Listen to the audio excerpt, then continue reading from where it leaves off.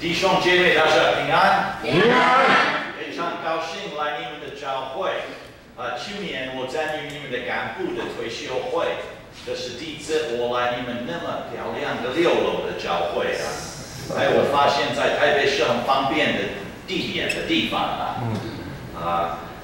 我也很高兴看到我的好朋友志美牧师跟李杰牧师，谢谢你啊！去年他们跟我跟其他的差不多18个台湾牧师去美国维前牧会的地方，他们在那边被更新，希望他们会来被更新，你们继续成长。我认为在这个紧张的时间，因为病毒的关系，我们一定要注意我们要洗手等等可是我们基督徒不要害怕，我们真的代表耶稣的平安。阿门。我常常说，上帝的爱比我们的害怕更大。所以在那么多社会媒体的新闻不要每一天太多次看这个，我认为一天一次就好了，知道情况怎么样。在这个紧张中，我们真的代表平安，在我们上班的地方，在我们学校，在我们住的地方意思不是我们基督徒不要注意，我们也要注意这是保护我们的身体，还有别人的身体。可是我们不要害怕，不要害怕。很多美国人问我台湾怎么样，我说其实我们的政府，台湾的政府做得很好我们真的感谢他们真的感谢他们。好，我们一起来祷告。圣灵，求你降临，求你打开你的圣经，打开我们的心，让你的话语进入，塑造我们成为新造的人。奉耶稣基督的圣名，阿门。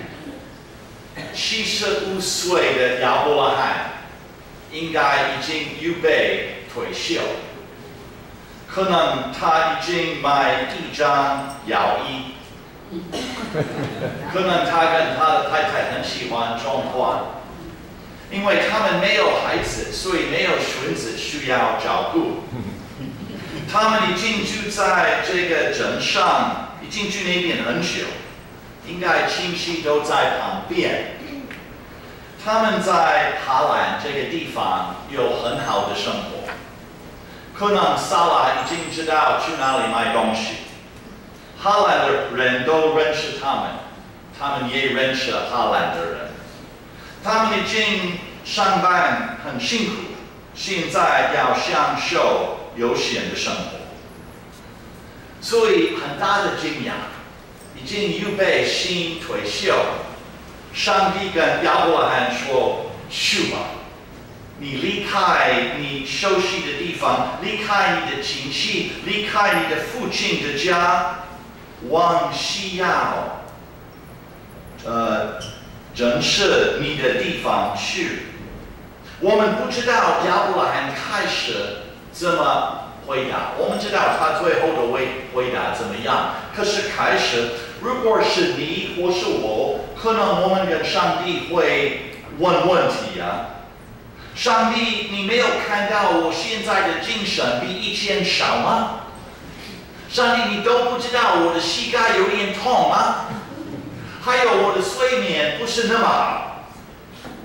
告诉一个75岁的先生，带他的太太离开他们没有去过，而离开他们习惯的地方去没有去过的地方，有一点奇怪。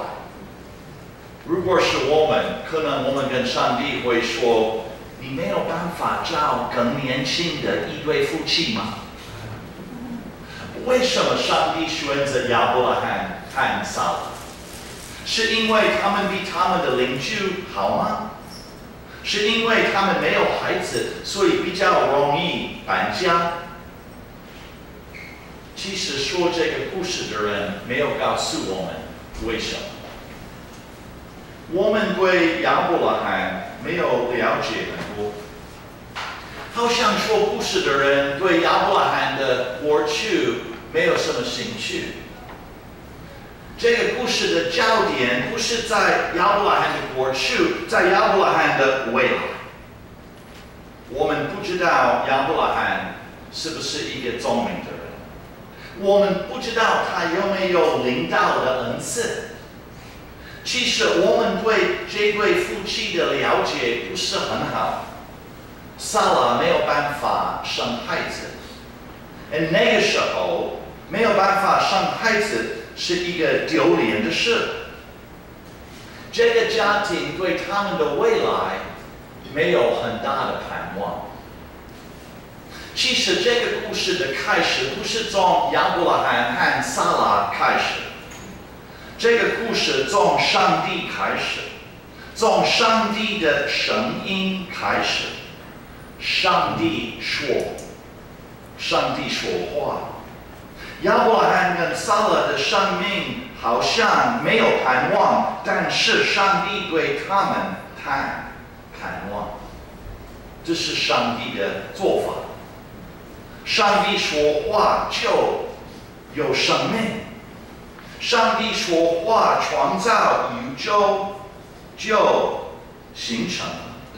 上帝说话就有星星、太阳、月亮。我读22年以前，我读华语后，我搬到台东。第一个晚上，在我的新的台东的家，我听到我没有听过的声音，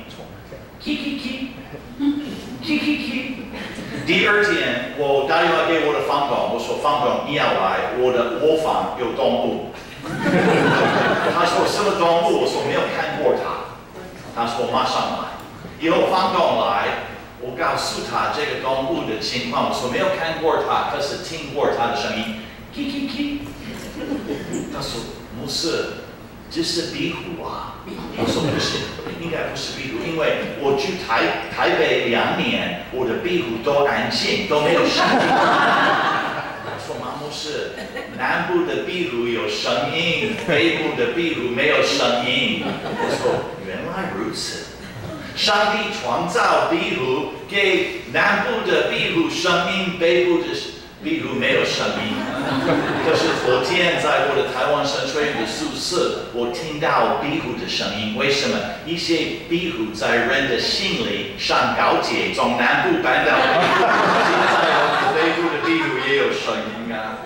上帝说话有男生有女生，在上帝创造的时候，上帝说话就有很美的声音。在这个老先生、老太太，上帝也说话，这个话就是生命。他跟亚伯拉罕跟撒拉说：“你们预备你的生命的尽头。可是我要你们知道，你的生命刚刚开始了。”上帝的话让亚伯拉罕跟撒拉的计划大反转。他没有问他们你要不要这个新的生命，可是他说去吧。在这个去有很大的应许。上帝的话替亚伯拉罕跟撒拉开门，上帝的话给他们丰盛的生命。因为在上帝的话最重要的信息是很大的应许。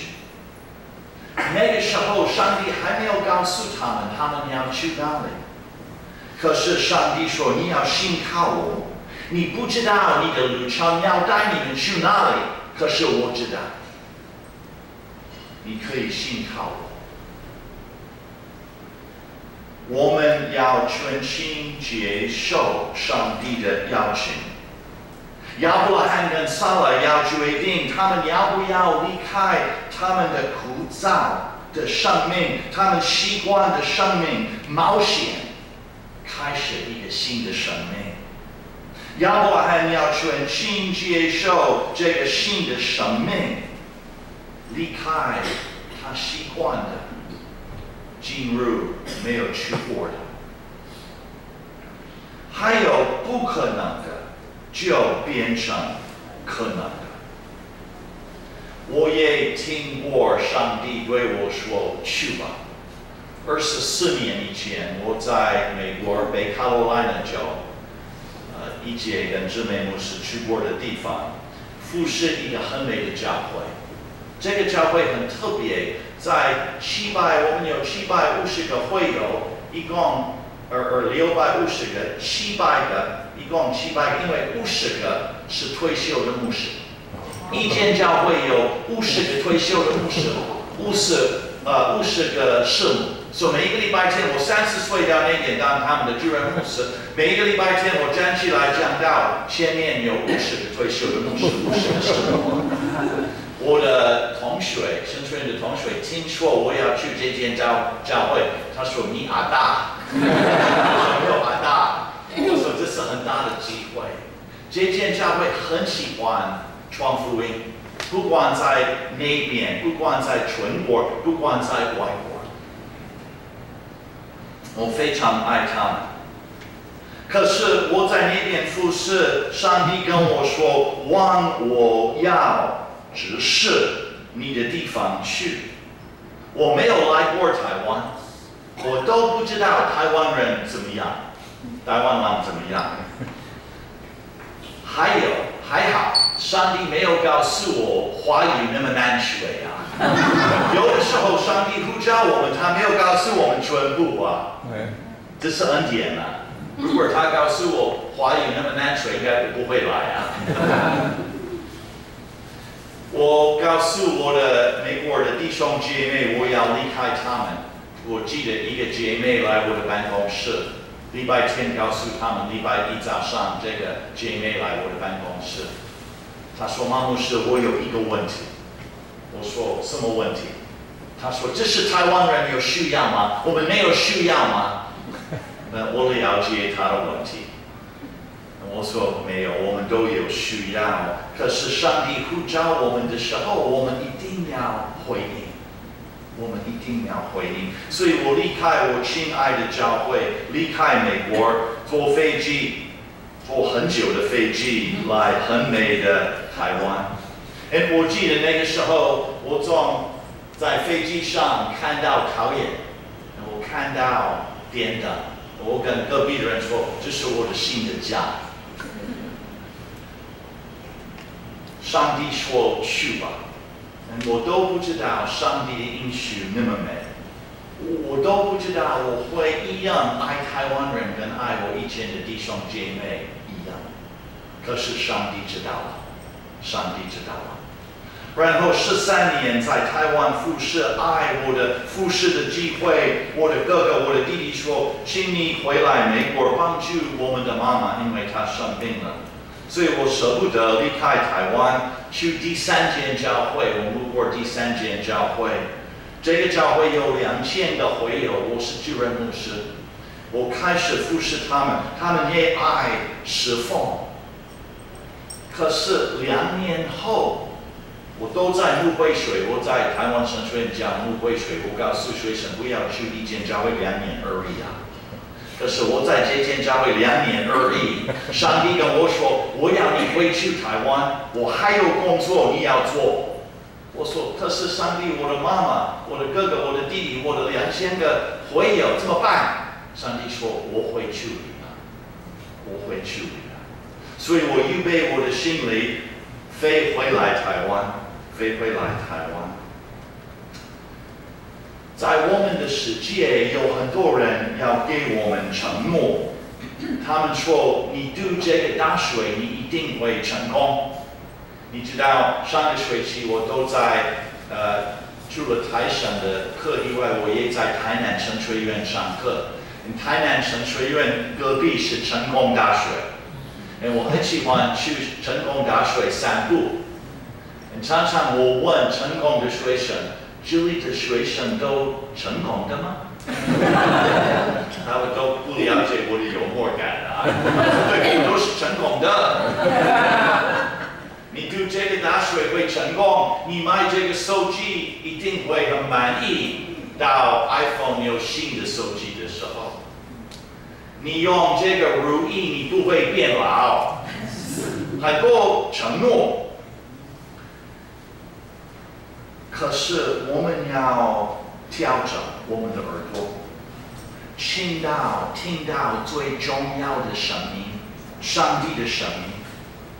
上帝的声音带来挑战，也带来安慰，可是他的声音都带来一个很大的应许。他的声音说去吧，可是他的声音也说我不会离开你。最重要的声音，什么声音真的带来生命？这是上帝的声音而已，上帝的声音而已。所以上帝告诉亚伯拉罕跟撒拉，预备他们的心里，预备旅程。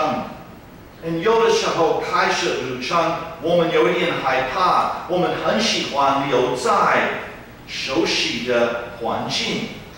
可是亚伯拉罕依靠、相信上帝的应许，我们也可以相信上帝的应许。所以亚伯拉罕跟撒拉出发了。我们知道他们的路程非常不容易，他们没有办法看到上帝如何实现这个应许。撒拉要等15年怀孕，15年。这个情况有点很幽默，可能撒拉的腰很痛，因为已经年长，可能他走路都用这个东西。可是突然她发现她怀孕后平衡不容易那个时候当然没有超级市场，可是如果有超级市场，撒拉要买婴儿尿布，可能隔壁的妈妈买婴儿尿布都20、30岁。他们问撒拉：“哦，你要买这个给你的孙子吗？”撒拉说：“没有，我的儿子的。”你都记得这个故事？上帝告诉亚伯拉罕，他的太太会生一个儿子。撒拉听到他做什么？笑话。没有看过那么老的人生孩子啊。然后上帝问亚伯拉罕：“为什么你的老婆笑了？”亚伯拉罕害怕：“老婆，为什么你笑了？我没有笑了。”上帝说：“我的耳朵没有问题，我听你笑了。”可是我们都记得，撒拉生这个孩子后，给他的儿子什么名字？以撒。希伯来人以撒的意思是笑，所以每一次呼叫他的孩子回来吃饭，笑回来吃饭啊！因为常常上帝的恩典让我们笑，真的让我们笑。然后他们唯一的儿子。当一个青少年的时候，上帝告诉亚伯拉罕：“你带你的儿子去山上，把他献为祭。”亚伯拉罕的心快要碎了。他们一边走路一边爬山。儿子很聪明，问爸爸：“爸爸，我看到绳子，我看到火，可是羔羊在哪里？”再一次，亚伯拉罕要依靠上帝。他说：“上帝会预备，不容易，非常不容易。”他们到山上的时候，亚伯拉罕预备这个献祭，放儿子在石头。应该亚伯拉罕眼神难过，可能他预备把儿子献为祭的时候，上帝预备一个羔羊。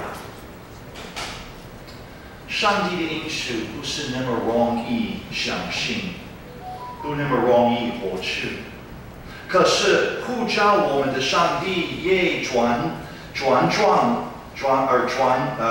备我们，给我们我们需要的。我刚刚说，我到台北的时候，我第一个工作是学习华语。我30几岁都没有学习过。每一天我在师大那边读华语，我都问上帝：如果我没有学习好怎么办？上帝说：我呼召你，你不要担心，你好好读就好。你知道我搬到台东的时候，第一个礼拜我认识一个教会的姐妹，她说：马牧师，我要给你一个收音机的节目，她已经预备好了，我不认识她。他说每一个晚上，礼拜天晚上，你的节目的名字是马牧师的葡萄园。我说，姐妹，谢谢你，可是我的话语不够流利，有节目。他说依靠神就好了。我是说教师，所以我没有办法拒绝他的邀请，所以我说好啊。所以每一个礼拜我花一天预备我15分钟的节目。可是我认为没有人倾听我的节目，可是我说没有关系，这是一个机会让你的话语进步。可是一个礼拜一早上，我开车去保养我的车子，一个男孩子差不多20几岁，不是基督徒，看到我的名字马约翰，他说马牧师，昨天我听你的节目，我很惊讶，说真的吗？他说真的。他说我跟朋友都很喜欢听你的节目。我说真的吗？他说真的。以后我问他很危险的问题，为什么？哦，他的回答让我很难过，因为你的口音很可爱。不是因为我的内容好用，我的口音很可爱，我真的很难过。可是每天圣灵跟我说很重要的话，你不要害怕你的可爱的口音，我会用你的可爱的口音吸引人认识耶稣。所以从那个时候到现在20几年，我都不担心我的可爱的口音。上帝呼召我们，他会装备我们，还有上帝呼召我们，在他的应许，他会祝福我们。祝福不是只祝福我们，让我们成为别人的祝福，别人的祝福。上帝要全部的世界上的人被祝福，和上帝要赐给他们的活水。如果我们被祝福，我们会成为别人的祝福，别人的祝福。每一个礼拜在台湾，我看到台湾的基督徒成为别人的祝福。以前我的学生在花莲牧会，他邀请我礼拜6、礼拜天在他们的教会开灵会。可是他邀请我，他说：“马牧师，我要你礼拜天我在这里过夜，礼拜1早上我要带你去监狱，在那边讲道，在监狱，监狱。我们进入监狱的时候，囚犯都穿一样的衣服，短裤，头发很短啊，还有白色的 T 恤。牧师，我的学生请他们坐下，带领他们唱歌。唱歌的时候，我看到这个门口的警卫，囚犯都唱歌，警卫不是只是唱歌，他一边动一边唱歌。我问牧师，我说这个警卫是谁？他说牧师，这是我们教会的执事，他在这里上班。我讲到后，这个警卫说话，他说囚犯，你不会永远在这里，所以你离开监狱后，你要找教会，因为上帝等你，他爱你。我看这个警卫的讲道比我的讲道好啊！他在监狱用它成为囚犯的祝福啊！有一次在台北，一个台北教会的长老骑他的摩托车，然后被撞到。这个开车的人不是基督徒啊！我们知道，有的人在台北用车祸的机会赚钱，对不对？2万块，3万块。所以这个开车的人看到这个，他不认识这个长老，长老被撞到，然后站起来，动一动他的身体啊，拍一拍身上的灰尘，然后把他的摩托车扶起来，决定会发动，然后看到这个开车的人说，好像没有事，我要走。然后这个开车的人看到这个长老，说：“你是不是基督徒？”长老说：“我就是。”他不要说我是基督徒，不需要十字架在这里。这个开车的人看他的行为，他成为这个开车的人的祝福。开车的人的祝福。我有一个好朋友，他在细致是一个校长，国小的校长，他是基督徒啊，非常好的校长。这个校长都用他的信仰祝福这个学校。如果有一个不乖的孩子要来他的办公室，因为老师说你要去看校长，你很坏。校长请这个学生请坐，请他坐下。然后第一个问题，他说：“同学，你今天早上吃过早饭吗？”然后第二个问题，你昨天晚上几点睡着？他都用耶稣的爱面对他的学生，面对他的老师、家长。每一次这是他第3间学校，他不是只是去那边处理事情，他的眼光是怎么让这个学校成为别人的祝福啊！我长大的时候，我的父亲最喜欢的经文是今天的经文，亚伯拉罕跟撒拉的经文。他常常告诉我、我的哥哥、我的弟弟，我们都被祝福，我们要成为别人的祝福。我的爸爸退休后，他很喜欢打高尔夫球，可是他没有花那么多时间打高尔夫球。我的爸爸决定退休后，他不是英文老师，他要教移民到美国的人英文免费。所以每一个礼拜，如果我打电话给家里，妈，爸在哪里？他在教会教中文。他教韩国人、瓜地马拉人。很多不同的国家的人，他不是只教他们英文，他帮他们处理很多事情，找到工作。我说：“爸，你退休很好，你都用这个时间成为别人的祝福。”他说：“因为亚伯拉罕跟撒拉，亚伯拉罕跟撒拉年长的时候离开他们习惯的生活，成为别人的祝福。他们祝福地上的王子，他们依靠上帝的应许，获取这个应许。上帝呼召我来台湾，上帝呼召你在你的台北的生活，成为别人的祝福。不管在上班，不管在家庭，不管在学校，不管在这个社会。